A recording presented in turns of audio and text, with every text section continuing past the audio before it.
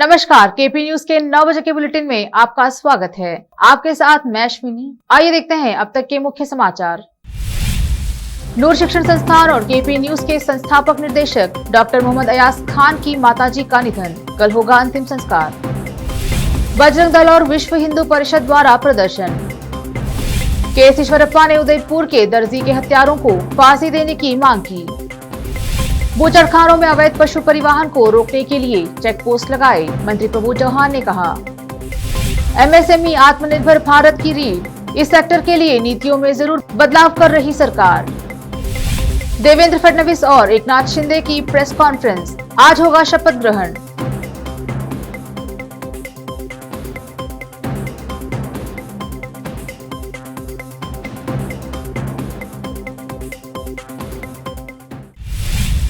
अब समाचार विस्तार से। शुरू करते हैं स्थानीय समाचारों से। बहुत ही दुख के साथ यह खबर देनी पड़ रही है कि नूर शिक्षण संस्थान और केपी न्यूज 24/7 के संस्थापक निर्देशक डॉक्टर मोहम्मद अयाज खान की पूज्य माताजी नूरजहां बेगम का आज सुबह 8 बजे बीदर के आवास पर निधन हुआ है। वह 72 वर्षीय थी। वह पिछले कई दिनों से बीमार चल रही थी। उनका इलाज चल रहा था। ऐसे में आज अचानक निधन होने से सभी शोक में हैं। वह अपने पीछे 4 बेटे और एक बेटी सहित भरा पूरा परिवार छोड़ गई हैं। श्रीमती नूरजहां बेगम नूर शिक्षण ट्रस्ट की फाउंडर है। उनकी नमाज जनाजा शहर की जामिया मस्जिद में जुम्मे की नमाज के बाद अदा की जाएगी और तदफीन मुबारक शहीद कब्रिस्तान में होगा। इस निधन से परिवार में शोक छाया हुआ है। साथ ही नूर शिक्षण संस्थान व केपी न्यूज में भी मातम छाया हुआ है, जहां हर कोई मृतक के लिए मगफिरत की दुआ कर रहा है। इसके अलावा राजनेता, अधिकारी सहित अन्य लोगों ने शोक व्यक्त किया है। आज बीदर शहर में बजरंग दल और विश्व हिंदू परिषद द्वारा राजस्थान में कन्हैयालाल की हत्या को लेकर प्रदर्शन कर हत्यारों को सख्त से सख्त सजा देने की मांग की गई। शहर के अंबेडकर चौक पर प्रदर्शन करते हुए विश्व हिंदू परिषद के ईश्वर सिंह ठाकुर, शशि हुसल्डी ने बात की। इस अवसर पर हिंदू नेता आदि उपस्थित रहे। कैमरामैन साबिर खान का कवरेज। ಆತ್ಮೀಯ ಎಲ್ಲ ಹಿಂದೂ ಯುವ ಮಿತ್ರರೇ, ಇಡೀ ದೇಶದಲ್ಲಿ ರಾಜಸ್ಥಾನದ ಉದಯಪುರದಲ್ಲಿ ನಡೆದಂತಹ ಜಿಹಾದಿ ಮಾನಸಿಕತೆಯ ಹತ್ಯೆ ನಡೆದಿದೆ। ಆ ಜಿಹಾದಿ ಮಾನಸಿಕತೆಯ ಹತ್ಯೆಯಿಂದಾಗಿ ಕನ್ಹಯ್ಯಾಲಾಲ್ ಅನ್ನುವಂತಹ ಒಬ್ಬ ಹಿಂದೂ ವ್ಯಾಪಾರಿ ತನ್ನ ಪ್ರಾಣವನ್ನ ಕಳ್ಕೊಂಡಿದ್ದು ಇವತ್ತು ಇಡೀ ದೇಶದಲ್ಲಿ ಹಿಂದೂ ಸಮಾಜಕ್ಕೆ ಆಕ್ರೋಶವನ್ನು ಹುಟ್ಟುಹಾಕುವಂತ ನಿರ್ಮಾಣ ಆಗಿದೆ। ಜಿಹಾದಿ ಮಾನಸಿಕತೆ ಎಲ್ಲಿವರೆಗೆ ಇವತ್ತು ನಾವು ನೋಡ್ತಾ ಇದ್ದೀವಿ। ಇಡೀ ದೇಶದಲ್ಲಿ ಒಂದು ರೀತಿಯ ಭಯದ ವಾತಾವರಣವನ್ನು ಹುಟ್ಟಿಸುವಂತಹ ಪ್ರಯತ್ನವನ್ನ ಇವತ್ತು ಹಿಂದಿನ ಭಯೋತ್ಪಾದಕ ಸಂಘಟನೆಯ ಅಡಿಯಲ್ಲಿ ಕೆಲಸ ಮಾಡುವಂತಹ ಇವತ್ತು ಇಸ್ಲಾಮಿಕ್ ಜಿಹಾದಿ ಮಾನಸಿಕತೆ ಜನ ಮಾಡ್ತಾ ಇದ್ದಾರೆ। ಇಡೀ ದೇಶದಲ್ಲಿ ನಾವು ಹಿಂದೂಗಳನ್ನ ಇರಲಿಕ್ಕೆ ಬಿಡುವುದಿಲ್ಲ, ಹಿಂದೂಗಳಿಗೆ ಬದುಕಲಿಕ್ಕೆ ಬಿಡುವುದಿಲ್ಲ, ಹಿಂದೂಗಳಿಗೆ ಜೀವನ ಮಾಡಲಿಕ್ಕೆ ಕೊಡುವುದಿಲ್ಲ ಅನ್ನುವಂತಹ ಒಂದು ಬೆದರಿಕೆಯನ್ನು ಹಾಕುವಂತಹ ಈ ಹತ್ಯೆಗಳನ್ನು ಮಾಡುವ ಮುಖಾಂತರ ಇವತ್ತು ಭಯವನ್ನ ಹುಟ್ಟಿಸುವಂತಹ ವಾತಾವರಣವನ್ನು ಮಾಡ್ತಾ ಇದ್ದಾರೆ। ಒಂದು ಯೋಚನೆಯನ್ನ ಮಾಡಬೇಕಾಗಿದೆ ಬಂಧುಗಳೇ, ಯಾವ ಹಿನ್ನೆಲೆಯಲ್ಲಿ ಉದಯಪುರ ಕನ್ಹಯ್ಯಾಲಾಲ್ನ ಒಂದು ಹತ್ಯೆಯನ್ನು ಖಂಡಿಸಿ ಇವತ್ತು ಬೀದರ್ನಲ್ಲಿ ಪ್ರತಿಯೊಬ್ಬ ಹಿಂದೂಗಳು ತಮ್ಮ ತಮ್ಮ ಬಡಾವಣೆಯಿಂದ ಸ್ವಯಂ ಘೋಷಿತವಾಗಿ ಇವತ್ತು ಒಂದು ಹೋರಾಟಕ್ಕೆ ಬಂದಿರುವುದು ವಿಶ್ವ ಹಿಂದೂ ಪರಿಷತ್, ಬಜರಂಗ ದಳ, ಭಾರತೀಯ ಜನತಾ ಪಕ್ಷ ಎಲ್ಲ ಕಾರ್ಯಕರ್ತರು ಕೂಡ ಈ ಒಂದು ಹೋರಾಟದಲ್ಲಿ ಭಾಗವಹಿಸಿದ್ದಾರೆ। ಈಗಾಗಲೇ ನಮ್ಮ ಹಿರಿಯರಾದಂಥ ಈಶ್ವರ್ ಸಿಂಗ್ ಅಣ್ಣವ್ರು ಮಾತನಾಡಿದರು। ಇವತ್ತು ಈ ದೇಶದಲ್ಲಿ ಮಾನಸಿಕತೆ ಹೇಗೆ ಬಂದಿದೆ ಅಂದ್ರೆ, ಇವತ್ತು ಹಿಂದೂಗಳಿಗೆ ಯಾರು ಏನಾರು ಅಂದ್ರೆ ಇಲ್ಲಿದ್ದಂಥ ನಕಲಿ ನಾಯಕರು ಸ್ವಲ್ಪ ಜನ ಬರ್ತಾರೆ, ವಾಕ್ ಸ್ವಾತಂತ್ರ್ಯ ಇದೆ ಅಂತೇಳಿ। ಇವತ್ತು ನಮ್ಮ ಸಹೋದರಿಗೆ ಯಾಕೆ ವಾಕ್ ಸ್ವಾತಂತ್ರ್ಯ ಇದ್ದಿಲ್ಲ? ಇವತ್ತು ನಮ್ಮ ಸಹೋದರಿ ಟಿವಿ ಡೆಬೇಟ್ನಲ್ಲಿ ಮಾತಾಡಿದಾಗ ಅವಳಿಗೆ ವಾಕ್ ಸ್ವಾತಂತ್ರ್ಯ ಇಲ್ಲ। ಬೇರೆ ಯಾರಾದರೂ ಏನು ಬೇಕಾಗಿದ್ದು ಮಾತಾಡಲಿ, ಈ ನಮ್ಮ ನಾಯಿ ಗುಣದ ರಾಜಕಾರಣಿಗಳು ಇದ್ದಾರಲ್ಲ, ಅವರು ಹಿಂದೂ ಧರ್ಮದಲ್ಲೇ ಹುಟ್ಟಿ ಇವತ್ತು ರಾಜಕೀಯ ಮಾಡ್ತಾರಲ್ಲ, ಅವ್ರು ಏನು ಹೇಳ್ತಾರೆ? ಒಬ್ಬ ಮಾಜಿ CM ಹೇಳ್ತಾನೆ, ಸರ್ವ ಜನಾಂಗದ ಶಾಂತಿಯ ತೋಟ। ಇವತ್ತು ಅವನಿಗೆ ಕೇಳಕ್ಕೆ ಬಯಸ್ತೇವೆ, ಇದು ಸರ್ವ ಜನಾಂಗದ ಶಾಂತಿಯ ತೋಟನ ಈ ಬುದ್ಧಿ ಕೊಯ್ಯೋದು? ಇವತ್ತ ನಾವು ಸನಾತನಿಗಳು। औरा तालुका के संतपुर ग्राम पंचायत के अंतर्गत वार्ड नंबर 2 में कचरा और गंदगी का अंबार लगा हुआ है। इसके साथ साथ ग्राम में पेयजल की भी समस्या जोरों पर है। पानी 10-15 दिनों में एक बार मिलता है। ग्राम में गंदगी के बीच पेयजल की पाइपलाइन बिछी हुई है और नालियां गंदगी से लैस हैं, जिसमें जानवर भी मरे पड़े हैं। अधिकारी यह सब देखकर खामोश हैं। आम जनता को समस्या का सामना करना पड़ रहा है। हालांकि मंत्री प्रभु चौहान ने ग्राम पंचायत अधिकारियों को आदेश दिए हैं, इसके बावजूद अधिकारी यह सब देखकर खामोश हैं। आम जनता को समस्या का सामना करना पड़ रहा है।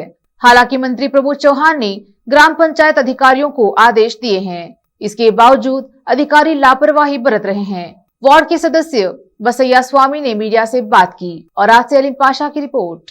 बीदर जिला के औरतबी तालुका में सनपुर ग्राम पंचायत के अंदर तकरीबन नहीं बोले तो हर घर ग्राम पंचायत के अंदर कर्नाटक राज्य के पशुपालन मंत्री और औरत तालुका के विधायक प्रभु बी चौहान ने खुद ग्राम पंचायत के पीडीओ को हर घर पर, हर गली पर, हर जाकर देखना बोलकर, खुद घर के दरवाजे तक जाना बोलकर, हर केडीपी मीटिंग होने और कौन सा भी मीटिंग होने उसके अंदर जाहिर किया है। इस अवसर पर फिर भी ग्राम पंचायत के अधिकारियों ने निर्लक्ष्य कर देख सकते हैं। फिर भी देखिए हमारे कैमरामैन, देखिए कितना खराब है। यहाँ पे पानी पीने का पानी है, 15 दिन को एक बार पानी आता है।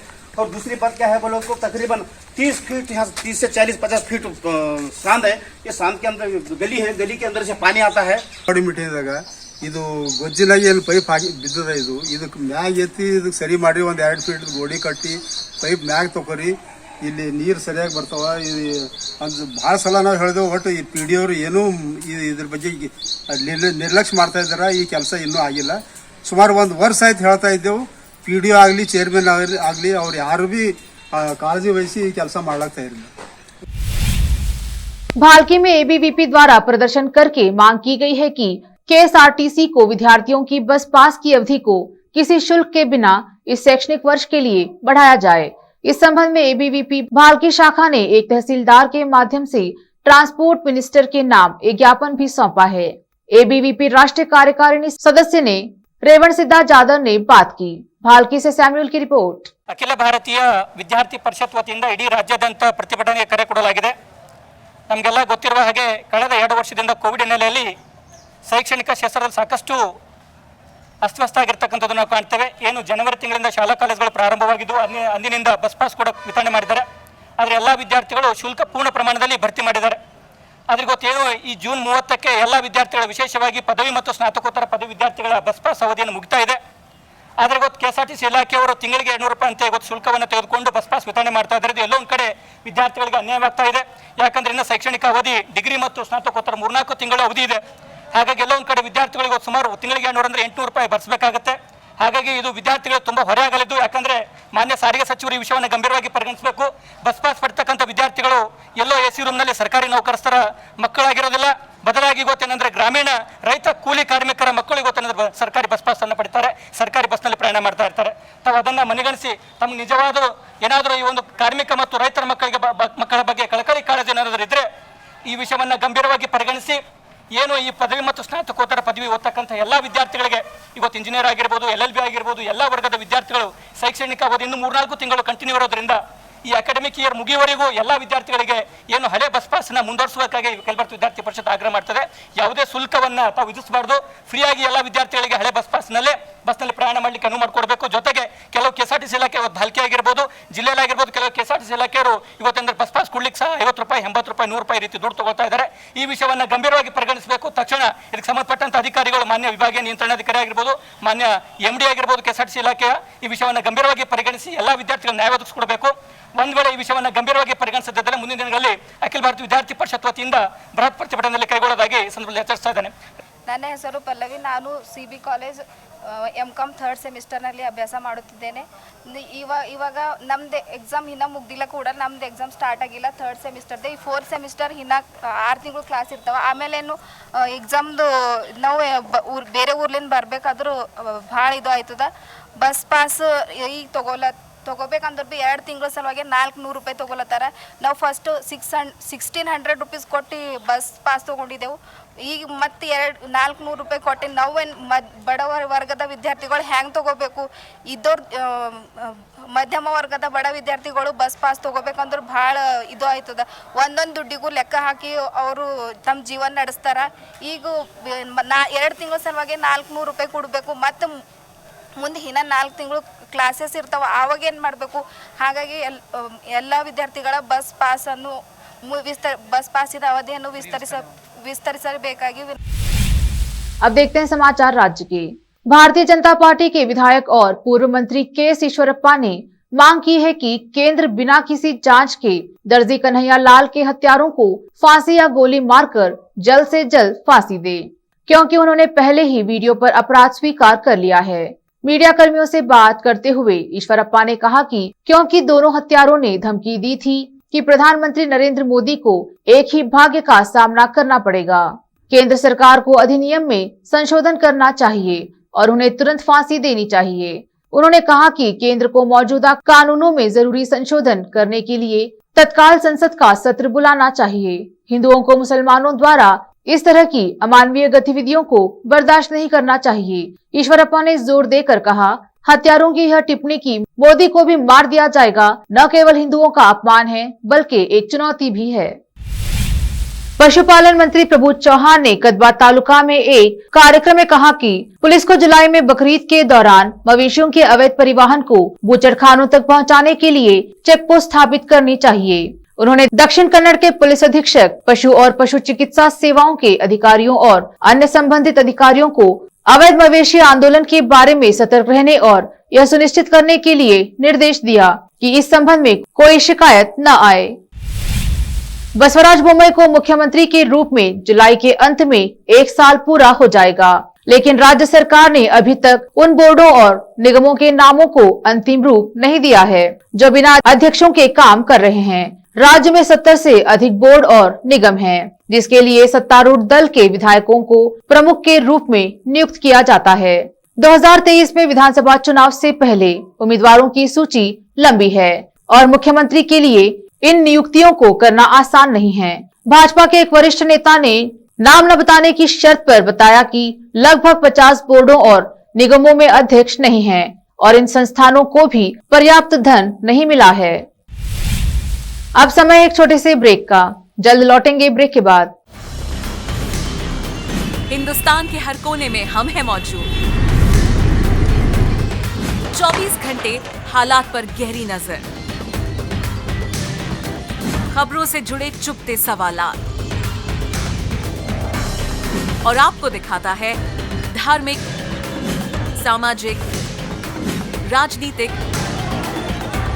लोकल और इंटरनेशनल न्यूज की सबसे बेहतर कवरेज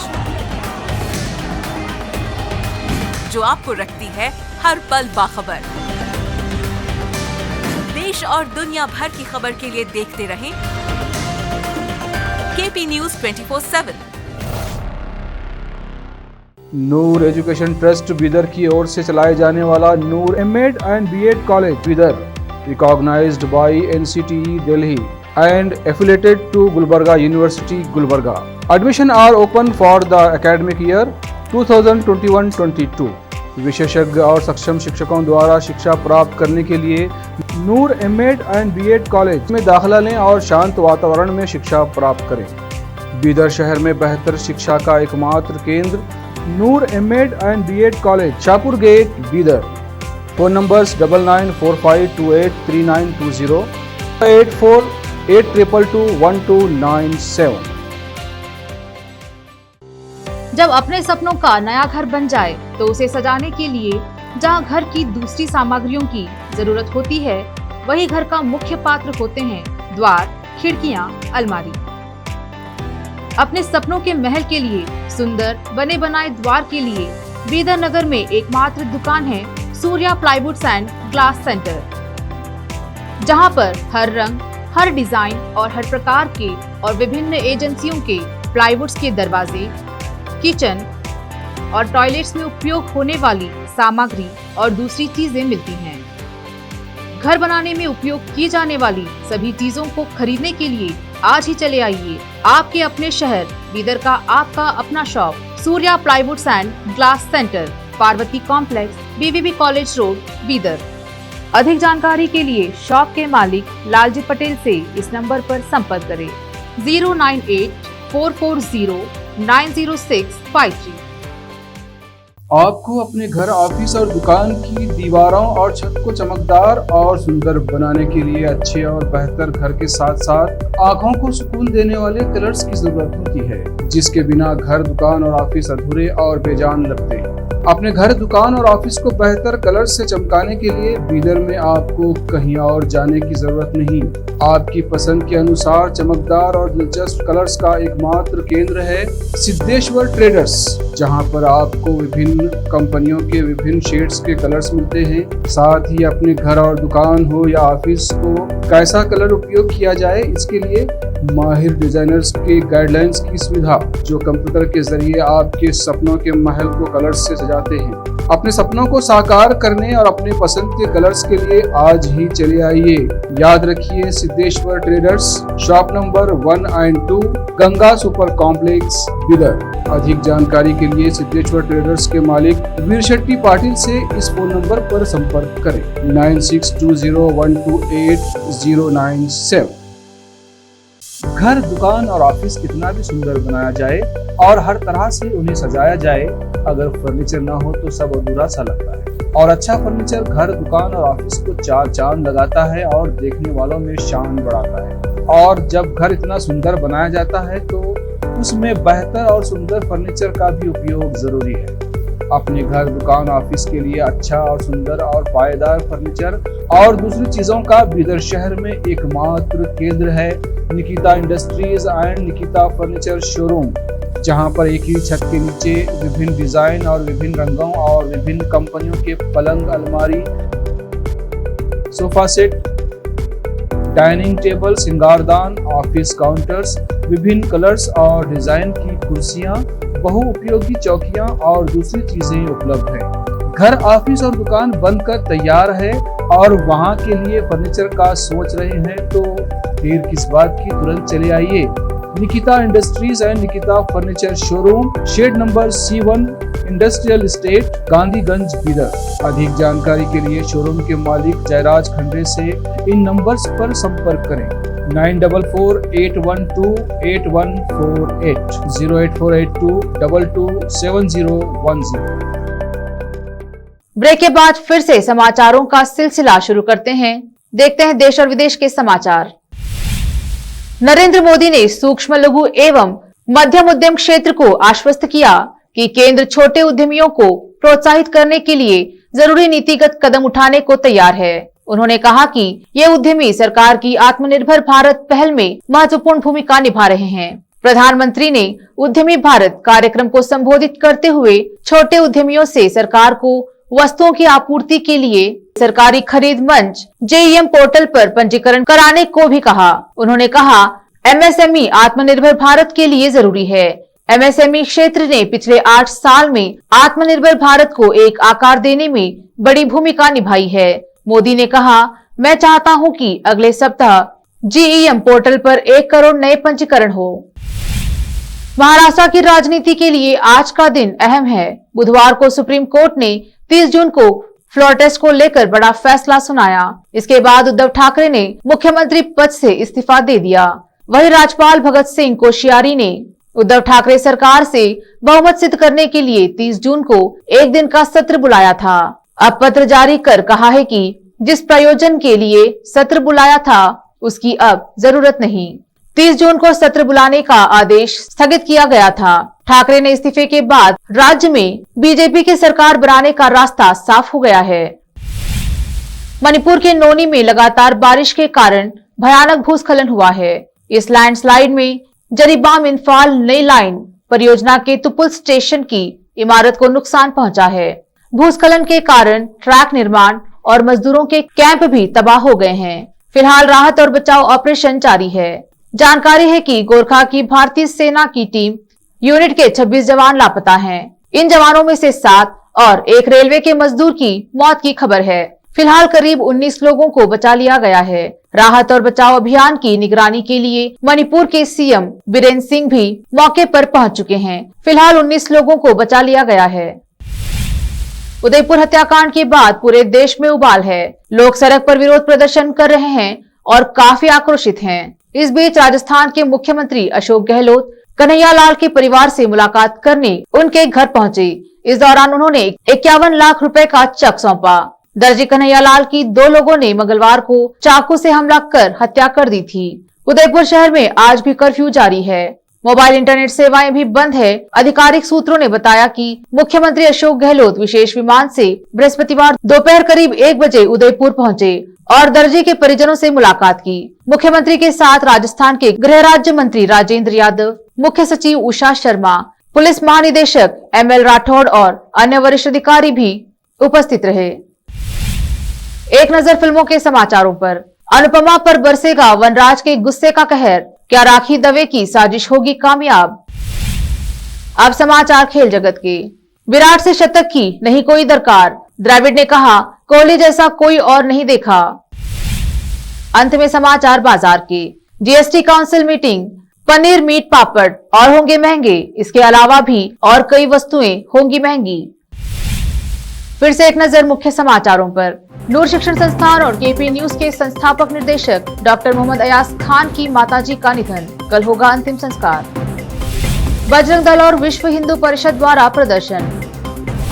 के ईश्वरप्पा ने उदयपुर के दर्जी के हत्यारों को फांसी देने की मांग की। बूचड़खानों में अवैध पशु परिवहन को रोकने के लिए चेक पोस्ट लगाए, मंत्री प्रभु चौहान ने कहा। MSME आत्मनिर्भर भारत की रीढ़, इस सेक्टर के लिए नीतियों में जरूर बदलाव कर रही सरकार। देवेंद्र फडणवीस और एकनाथ शिंदे की प्रेस कॉन्फ्रेंस, आज होगा शपथ ग्रहण।